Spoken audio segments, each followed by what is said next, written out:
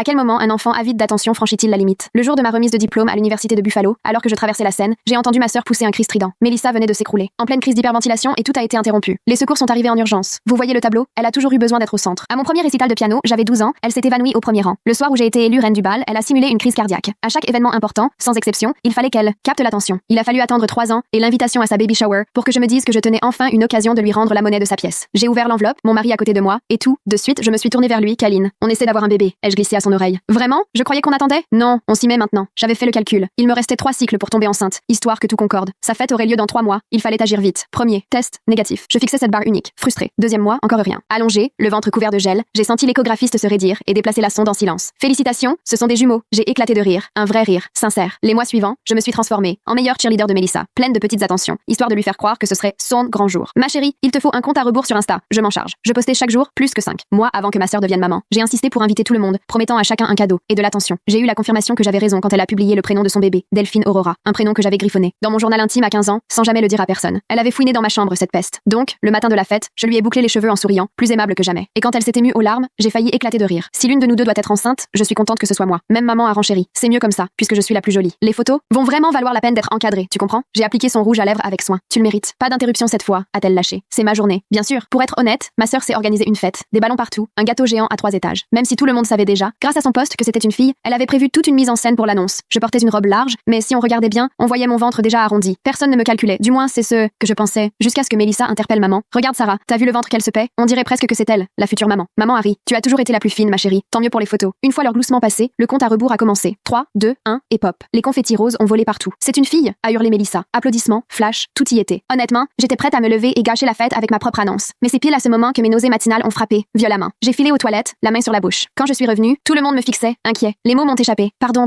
ai-je bafouillé, un peu sonné. C'est juste les jumeaux. Ils me retournent l'estomac. 6 semaines et je ne garde rien. Silence de mort. Puis l'explosion. Des jumeaux, a hurlé tante Martha. Oh là là, Sarah! La foule s'est précipitée vers moi, s'éloignant de Melissa. On voulait toucher mon ventre, les questions fusaient. Tu l'as appris quand? Y a-t-il des jumeaux dans la famille? Ce sont des vrais jumeaux? Le visage de Melissa a viré du rose au rouge, puis au violet. Je l'ai vu commencer à halter, prête pour son numéro. Je n'arrive plus à respirer, a-t-elle gémi, main sur la poitrine. Quelqu'un peut m'aider? Mais tout le monde était autour de moi. Même son mari me demandait des infos sur les poussettes doubles. Allô? A crié Melissa. Je fais une crise d'angoisse. C'est ma fête, maman. Lui a lancé un regard excédé. Melissa, ma chérie, pas maintenant. Sarah attend des jumeaux pour une première grossesse. Là, elle a vraiment perdu pied. Elle a attrapé le couteau à gâteau et, pendant une seconde, j'ai cru que j'allais mourir à une baby shower. C'est ma journée, a-t-elle hurlé, le mascara dégoulinant. La mienne, j'essaie depuis 3 ans. Découvrez l'histoire complète en cliquant sur la vidéo ci-dessous.